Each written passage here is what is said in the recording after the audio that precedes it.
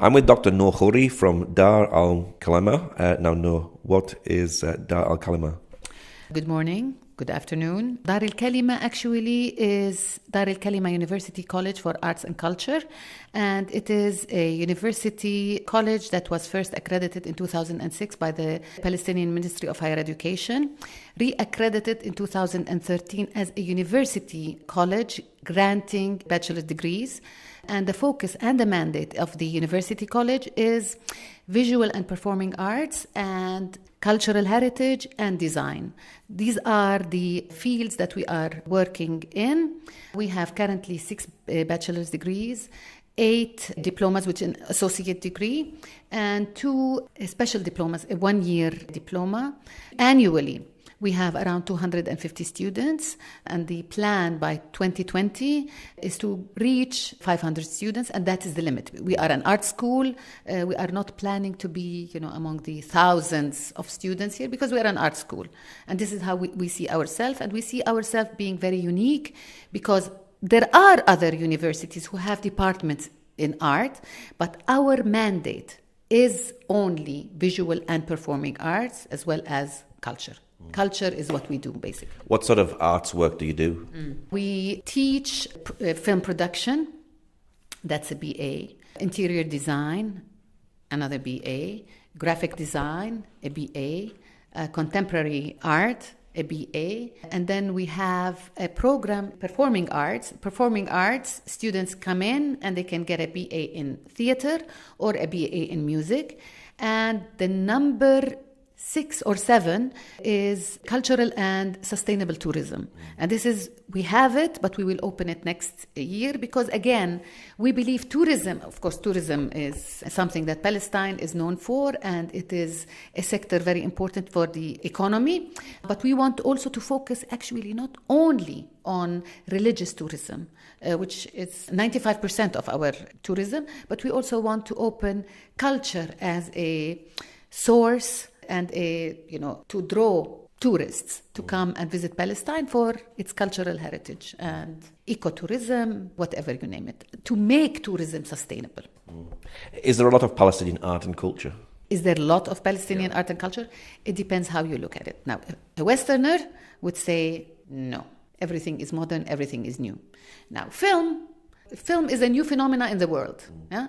Palestinian film, you can date films on Palestine to the late 19th century because there are snippets of films. But Palestinian film actually took off after the Naksa, 50 years ago.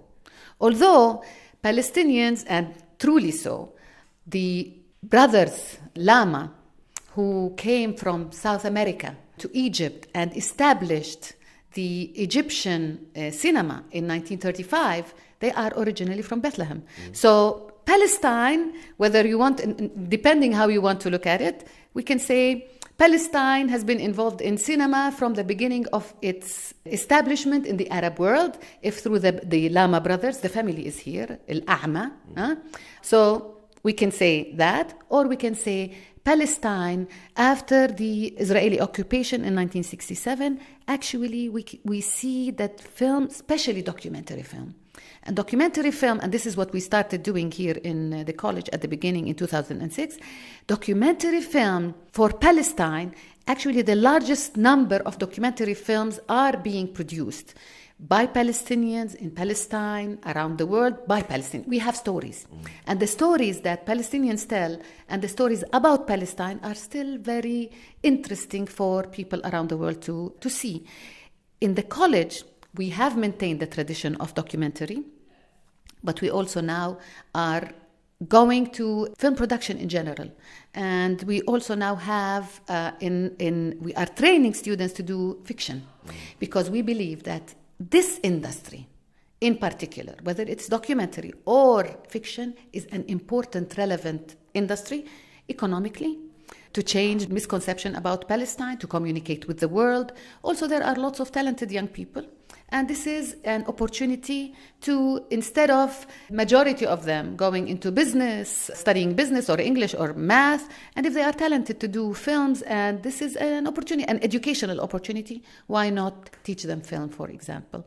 Why not teach students drawing? Yeah? You know, young Palestinians are, you know, like all young people, it's about creating options. And we believe the options we are creating are in the visual and performing arts. Not every Palestinian student is coming here. Not every parent wants their child to be here.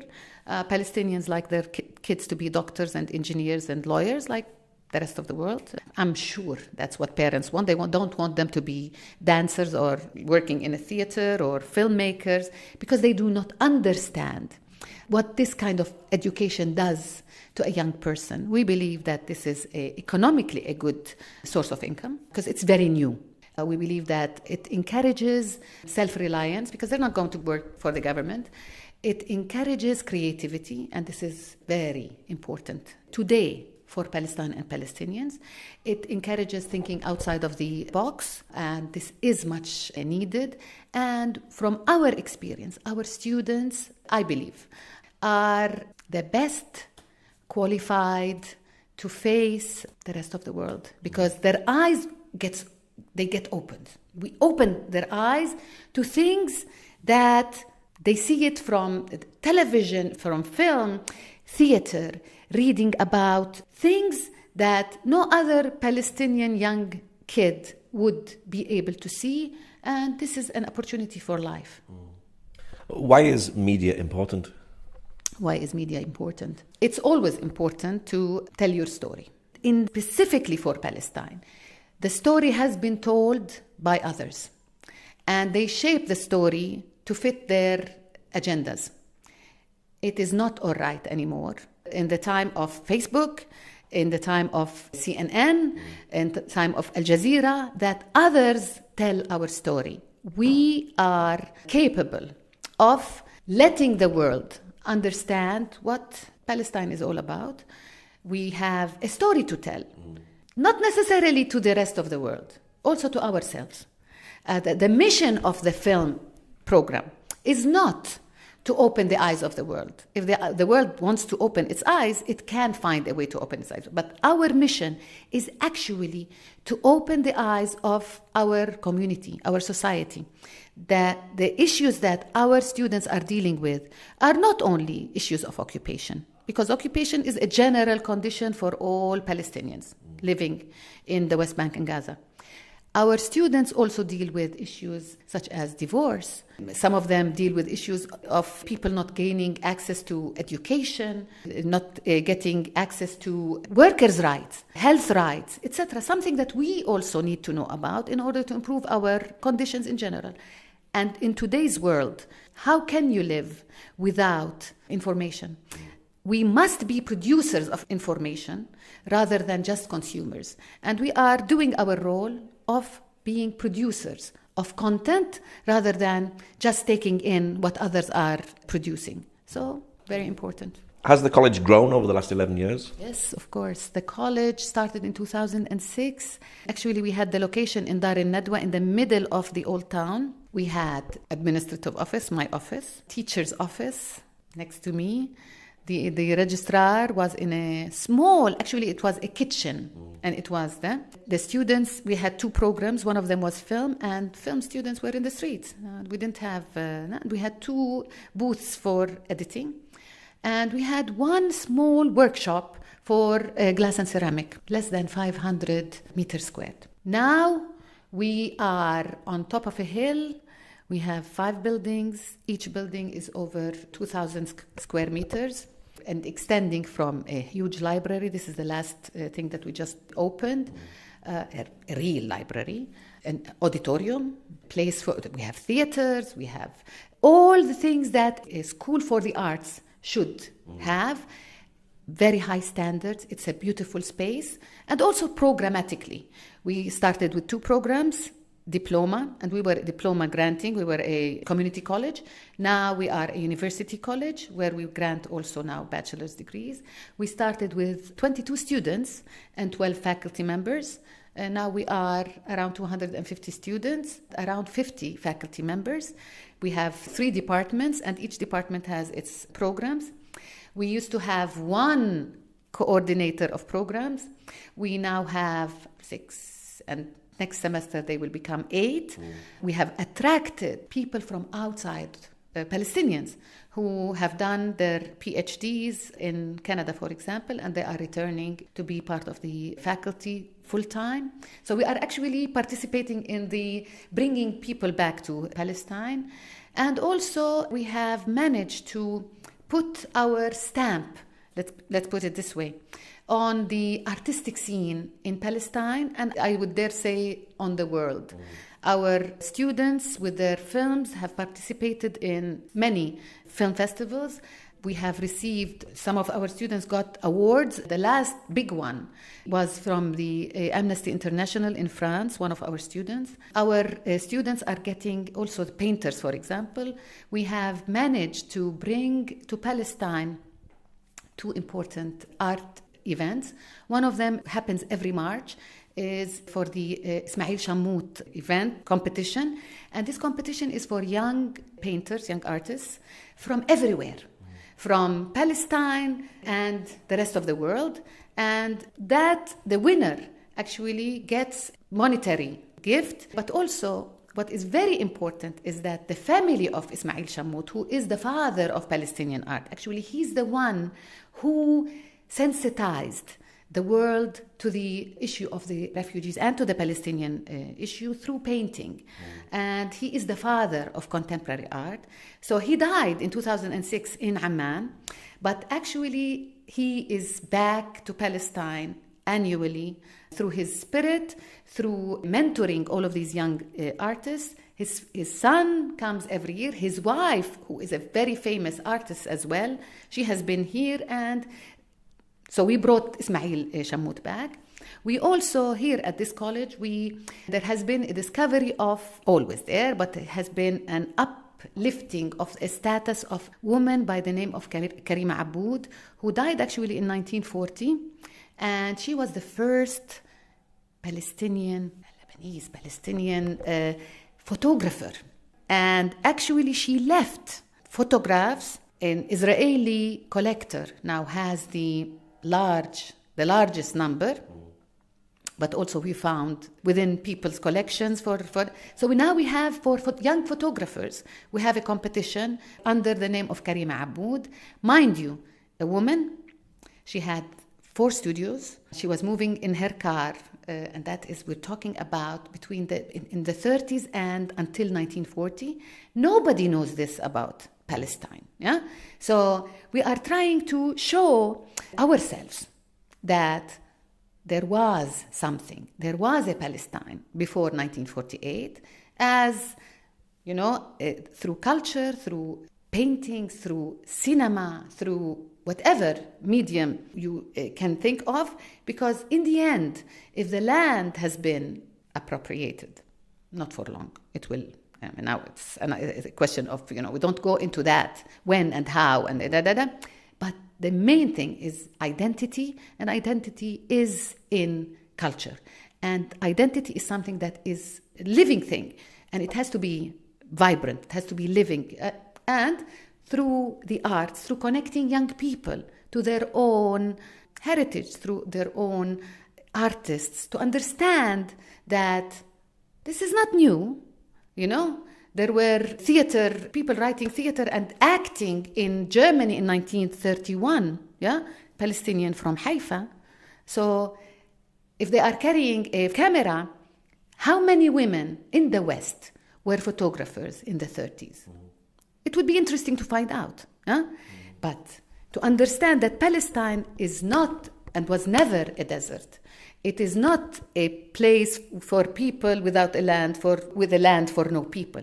It has always been a land with people, with culture, with art, with a special way of seeing things. And what we are trying to do is just taking that and building a curriculum, an academic curriculum that takes all of these arts and actually makes it into a study that is concrete and is credible. So what is Dayar? Okay, Diyar Consortium. Diyar Consortium is the community arm of Dar Al Kalima University College. And at one point, Diyar was the mother, that was the daughter. There is a very strange way of constructing the history of this place. We have, as an institution, started in a small community center in the middle of Old Bethlehem, and it's called Dar Al Nadwa, the house of meeting. Dar is house, so the house of meeting. And Dar Al Nadwa came up with many dars, many houses. So at one point in our history, we decided instead of having 2 dars, then 3, 4, 5 dars, we need a consortium. So the consortium was named Diyar, houses. Now, and Dar Al Kalima College was one of the consortium members. In 2013, the university college became a university college, Dar Al Kalima.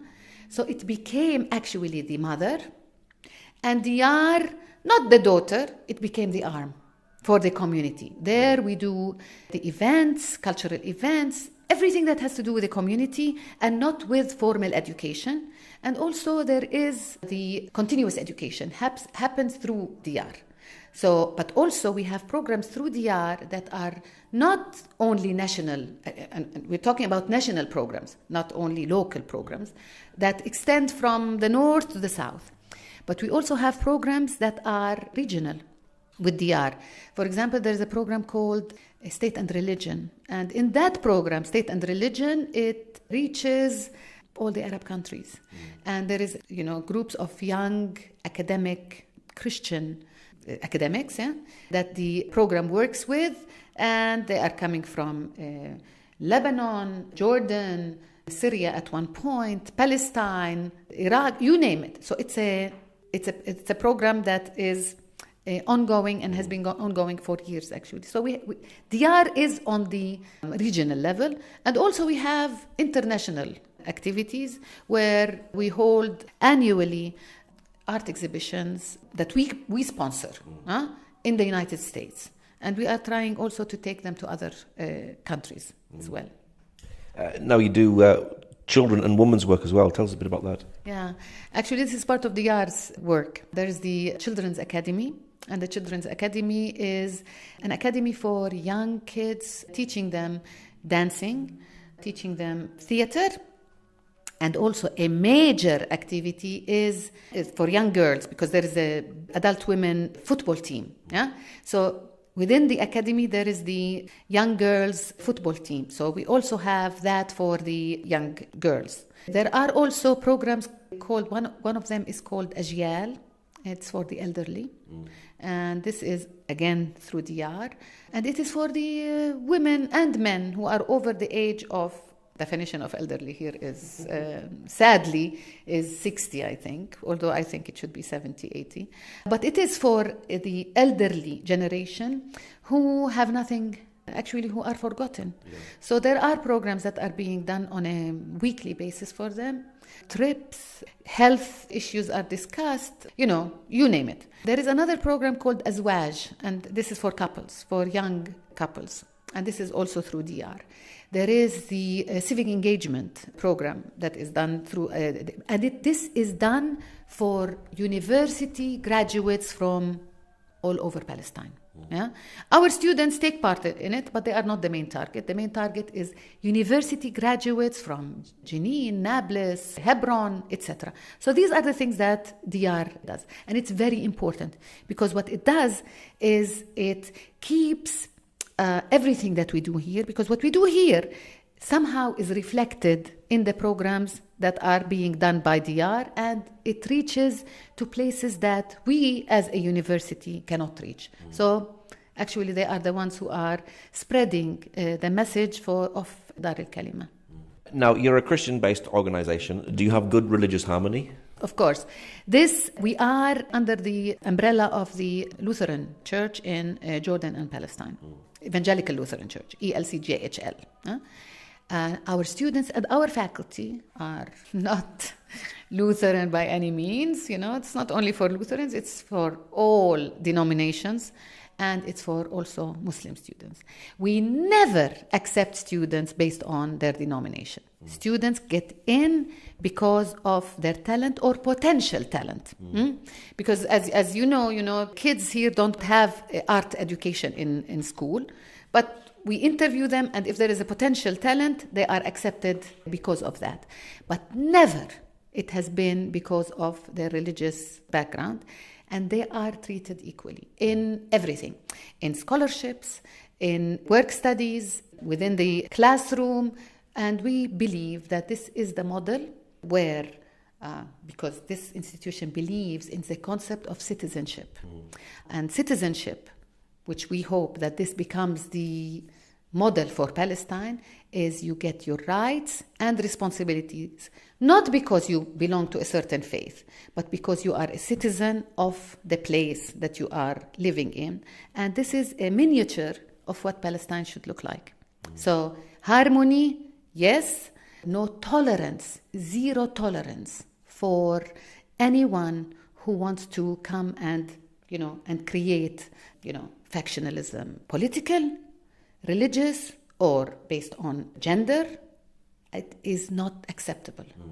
We are here because we are a community of people who think. And the mind and talent is the standard. This is what we judge people by. Not because who they are, not by what faith they are coming with, not because of their conceptions of. And yes, students come in with misconceptions. They learn very fast the first semester that, here is my motto. Outside the door can be trash. Here is heaven. So either they understand and enjoy heaven on earth, or they are not welcome to be here. But the privileges for all students is to be treated as full human beings and respected for their talents and their minds. Are you making a difference in the community? I hope we do. I think we do. And we do it through our students. I know when they come, they are a certain way. When they leave, they are another. So we work on it's a long process.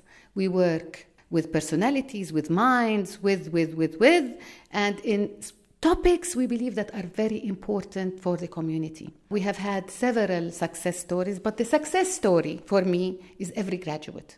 Every student who graduates goes back to his community or her community, finds a job, carries the things that we taught them in class and the things that we taught them by observing, by seeing, and how we expect Palestine to be. This is our success story. And yes, I think we are influencing the society, and more we are being known, not for only for education, but also we are for our conferences. We have a conference coming up very soon on art in the last 50 years.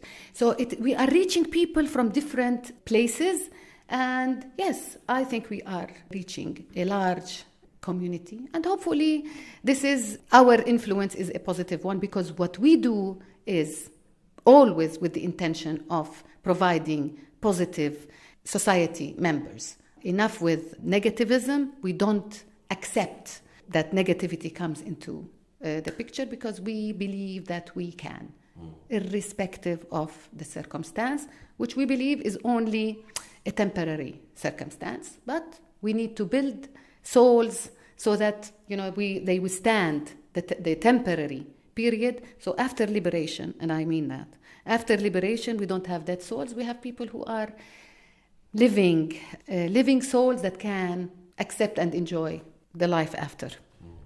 What's your prayer for the future? Prayer for young people. They are our currency here. And I'm talking for our currency in Palestine in general, and that they have all the opportunities that they can have and be able to make decisions, whether wrong or right decisions, but also to have that a possibility to see what is happening outside of this world out of this small world of theirs, and to always keep open eyes, open minds, and open heart. That's my prayer for our kids, because that's, in the end, that's what will keep them, actually, what will save them. Okay, Dr. Nuha, thank you very much. You're very welcome.